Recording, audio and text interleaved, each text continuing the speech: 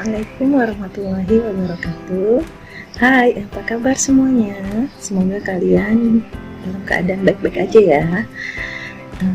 Alhamdulillah Ibu bisa bertemu kalian walaupun dalam bentuk virtual, tapi tidak mengapa. Semoga di lain waktu dengan segera kita bisa bertemu lagi ya.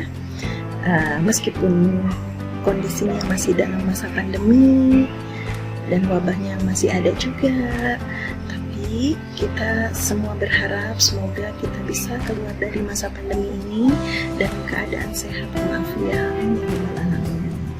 Dan jangan lupa Ibu ingin ingatkan pada kalian, yuk kita sama-sama disiplin dalam menjaga protokol kesehatan, dan jangan lupa berdoa sama Allah agar Allah segera menghilangkan wabah ini dari negeri yang kita cintai.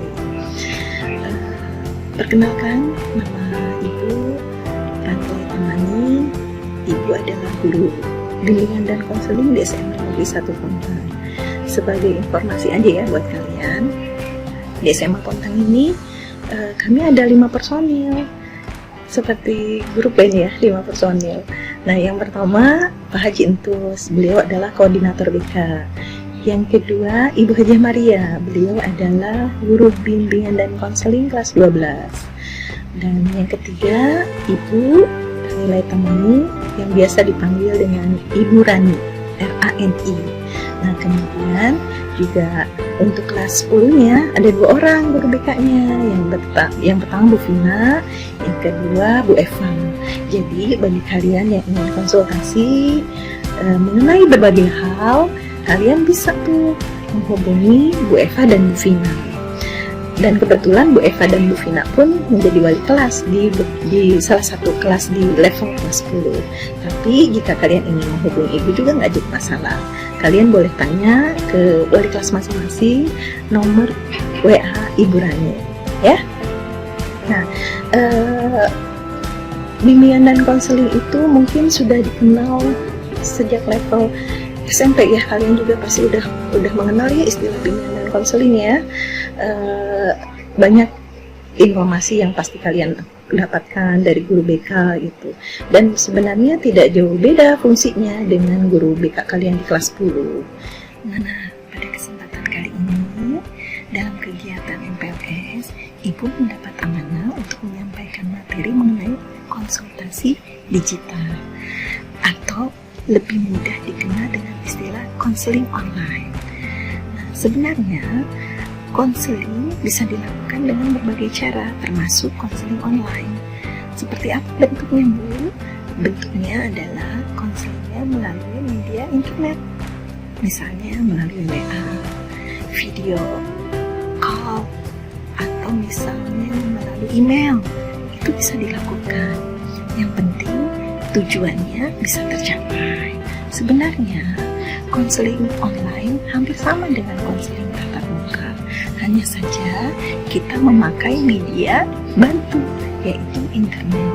Nah, di masa pandemi seperti ini, dengan keterbatasan kesempatan bertemu, makanya ada yang namanya konseling online. Jadi bagi kalian yang ingin berkonsultasi dengan guru BK, kalian tidak usah merasa terbatas waktunya, karena kalian bisa menghubungi kami melalui WA, melalui video call, atau melalui voice note misalnya, atau juga melalui email. Jadi akan lebih mudah dan kesempatannya akan lebih luas. Nah, mungkin juga sebagian kalian juga punya pengalaman menarik ya dengan guru BK, atau pernah ada yang berhubungan dengan guru BK gitu ya. Tapi Ibu berharap pengalaman-pengalaman itu menjadi pengalaman yang positif untuk kalian. Dan Ibu berharap selanjutnya kalian bisa memanfaatkan kesempatan ini dengan sebaik mungkin dan mendapatkan manfaat dari konseling online. Kalian tidak perlu khawatir informasi yang diberikan kepada Ibu atau obrolan atau curhat kita dikhawatirkan bisa menebar kemana-mana. Kalian juga tidak perlu khawatir, karena kerahasiaan kalian akan tetap terjaga, seperti halnya kalian konsultasi dengan Ibu langsung di ruang BK. Nah, di konsultasi digital atau konseling online juga kerahasiaan kalian akan tetap terjaga, karena itu bagian dari kode etik kami sebagai guru bimbingan dan konseling, yaitu menjaga kerahasiaan. Lalu ada pertanyaan, Ibu, masalah apa aja sih yang boleh dikonsultasikan? Masalahnya apa aja? Tergantung apakah kalian nyaman untuk menyampaikan hal tersebut kepada Ibu ataukah tidak. Ya, seperti itu. Baik itu masalah belajar, masalah sosial, interaksi dengan orang lain, atau masalah yang sifatnya pribadi sekali. Yang terpenting, ketika kalian menyampaikan permasalahan kalian, atau ketika kalian ingin menyampaikan sesuatu kepada Ibu guru BK, kalian nyaman menyampaikannya, dan Ibu harap kalian percaya kepada kamu, ya, sehingga kalian bisa mendapatkan solusi terbaik dari permasalahan yang kalian hadapi. Oke, Ibu berharap kalian bisa menikmati sekolah di Semangat 1.0 dengan hati muda, ya. Selamat datang dan selamat bergabung dalam keluarga besar Semangat 1.0. Jaga nama baik sekolah kita, berprestasilah, benar ya. Ibu berharap kalian bisa semangat belajarnya, bahagia hatinya, sehat badannya, rajin ibadah. Oke? Nah, demikian penjelasan dari Ibu. Mungkin sebagai penambah, Ibu nanti akan tanyakan tentang konseling online, ya. Silahkan kalian simak, semoga bermanfaat. Terima kasih banyak atas perhatian kalian. Semoga kita bisa segera ketemu di lain waktu, kesempatan yang lebih baik, membahagiakan dengan keadaan yang sehat walafiat. Terima kasih anak Yana. Assalamualaikum warahmatullahi wabarakatuh. Konseling melibatkan interaksi dan komunikasi antara dua orang, yaitu konselor dan konseli, baik secara langsung dengan bahasa verbal maupun secara tidak langsung dengan non-verbal. Winkle pada tahun 2005 mengemukakan konseling merupakan serangkaian kegiatan paling pokok dari bimbingan dalam usaha membantu konseli secara tatap muka langsung dengan tujuan agar konseli dapat mengambil tanggung jawab sendiri terhadap berbagai persoalan atau masalah khusus. Maka, masalah yang dihadapi oleh konseli dapat teratasi semuanya. Dalam memberikan bantuan, bisa kita simpulkan bertatap muka adalah salah satu komponen terjadinya interaksi dalam konseling. Sayangnya, masih banyak kendala yang kita temui ketika syaratnya harus bertatap muka langsung. Salah satunya adalah konseli yang merasa malu datang ke ruang BK saat jam sekolah berlangsung. Dan yang kedua adalah tidak ada kesempatan layanan konseling dalam keterbatasan waktu yang ada di sekolah. Konseling bukanlah suatu aktivitas tradisional yang tidak beradaptasi dengan zaman. Konseling selalu berinovasi mulai dari teknik-tekniknya hingga medianya, seiring dengan perubahan individu yang mengikuti pola zaman. Hari ini kita hidup di era di mana internet sudah tidak asing, mulai dari kota hingga pelosok daerah sekalipun. Ini juga bisa menjadi peluang bagi guru BK untuk mengatasi kendala-kendala yang muncul. Salah satu strategi bimbingan dan konseling era 4.0 ini berinovasi dengan media virtual atau konseling yang berlangsung melalui bantuan koneksi internet. Strategi ini disebut sebagai cyber counseling. Pada tahun 2004, konsep ini juga didukung oleh Bloom yang menyatakan bahwa cyber counseling adalah salah satu strategi layanan konseling yang bersifat virtual atau konseling yang berlangsung melalui bantuan koneksi internet. Kalau kamu baru pertama kali mengetahui channel Rubicon ini, kami adalah media update sekaligus wadah untuk memboosting eksistensi guru-guru BK, mahasiswa BK, orang tua yang ingin menjalin relasi dengan BK, semua orang yang memiliki ketertarikan dengan dunia BK. Terus dukung kami dengan subscribe, like, comment, and share agar BK makin dikenal image positifnya dan bisa berbagi tips-tips bermanfaat lainnya. Terima kasih. Crosshair Striker, G, dan Speyer pada tahun 2011 dalam bukunya yang berjudul Online Counseling, A Handbook for Mental Health Professionals mengemukakan bahwa teks chat memungkinkan konselor untuk berkomunikasi dengan konseli secara real-time melalui internet. Proses terapeutik antara guru BK dan konseli berbasis teks memudahkan konseli mengekspresikan pikiran dan perasaannya dengan alasan tidak terlalu merasa diamati secara visual. Meskipun tanpa isyarat verbal dan kondisi fisik real-time tidak teramati, proses konseling tetap bisa berjalan dengan baik. Strategi cyber counseling pun bisa digunakan dalam konteks konseling kelompok. Media yang digunakan bisa menggunakan WhatsApp yang diakomodir dalam bentuk grup chat. Hanya memang proses ini dirasa sangat menantang untuk dilakukan dan butuh guru BK dengan jam terbang tinggi untuk bisa melaksanakannya.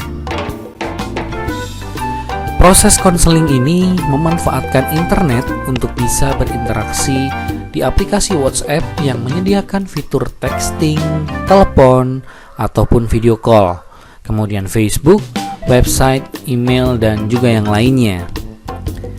Cyber counseling dapat dibagi menjadi dua bagian besar, yaitu yang bersifat non-interaktif dan interaktif. Non-interaktif bisa berupa situs yang berisi informasi dan narasumber self-help atau pertolongan mandiri. Sedangkan interaktif adalah pelayanan konseling secara langsung seperti chat ataupun instant messaging dan video conference. Interaktif yang secara tidak langsung berupa email terapi ataupun bulletin boards counseling interaktif. Konseling yang berjenis interaktif adalah situs yang menawarkan alternatif bentuk terapi melalui internet, di mana terdapat interaksi antara konseli dan konselor, baik secara langsung maupun tidak langsung. Begitu menurut Prasetyo dan Junaidi tahun 2015. Fungsi cyber counseling. Yang pertama, proses bimbingan dan konseling dapat dilakukan di luar jam sekolah sehingga tidak mengganggu jam pelajaran. Hal ini ditujukan pada siswa yang belum dirasa cukup mendapatkan fasilitas konseling di sekolah. Yang kedua, kemudahan akses informasi dengan dibuatnya website khusus oleh masing-masing guru BK dalam unit kerjanya. Peserta didik akan bisa dengan cepat memperoleh informasi yang diinginkannya. Kemudian yang ketiga, waktu akan lebih efisien dengan berkembangnya teknologi internet. Lewat komputer atau lewat handphone yang sudah dilengkapi aplikasi internet, hubungan virtual antara konselor dengan konselor maupun antar konselor dengan konseli akan bisa berlangsung di mana saja, asalkan ada sinyal atau koneksi internet. Apa saja yang dibutuhkan untuk mempersiapkan cyber counseling? Ada 6 kriteria. Yang pertama, pastikan guru BK memiliki keterampilan cyber counseling, baik etik, prosedur, serta kemampuan teknis. Kriterianya adalah jiwa altruis, update teknologi, mengerti teknik grafis texting, dan memahami icon-icon emoticon agar bisa membaca emosi konseli. Teknik-teknik konseling yang akan digunakan juga perlu dipahami. Kemudian yang kedua, appointment, membuat janji pelaksanaan konseling untuk memudahkan penjadwalan ketersediaan layanan. Dan ini perlu dipastikan dengan membuat janji terlebih dahulu. Yang ketiga, handphone atau laptop. Memastikan perangkat yang akan digunakan support dengan kegiatan yang akan dilaksanakan. Pastikan setting notifikasi pesan lain dinonaktifkan agar bisa fokus dengan kegiatan cyber counseling. Pastikan kapasitas data di perangkat cukup relatif besar untuk menampung percakapan kegiatan konseling. Selanjutnya yang keempat, kuota internet. pastikan ketersediaan kuota internet cukup untuk waktu yang telah disepakati. Yang kelima, mekanisme kegiatan cyber counseling. Perlu diberikan guideline atau panduan bagaimana mekanisme batasan waktunya, cara meresponnya, kemudian dipastikan juga asas kerahasiaan dan komponen konseling lainnya terpenuhi. Yang keenam, tempat yang bebas intervensi dari suara ribut ataupun keramaian. Pastikan tempat yang nyaman tanpa gangguan suara yang sangat ribut ataupun jauh dari keramaian yang bisa memecah konsentrasi. Adapun beberapa model strategi layanan bimbingan dan konseling dalam bentuk cyber counseling. Yang pertama adalah layanan bimbingan dan konseling berbasis website. Bisa kita sebut non-interaktif. Website disebut juga sebagai rumah di dunia maya. Siapapun bisa mengakses dan kapanpun bisa diakses.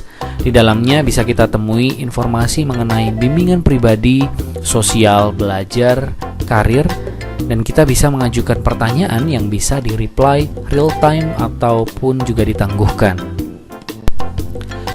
Layanan bimbingan dan konseling via WhatsApp. Layanan ini cenderung diminati karena hampir semua siswa sudah menginstal aplikasi ini di masing-masing handphonenya. Baik guru BK maupun siswa, keduanya sama-sama ahli dalam menggunakannya karena dalam keseharian aktivitas chatting didominasi oleh WhatsApp. Selain itu, aplikasi ini dapat digunakan untuk menelpon dengan biaya yang lebih murah dibanding telepon reguler. Akses video call juga bisa jadi alternatif apabila menginginkan metode tatap muka dalam pelayanannya.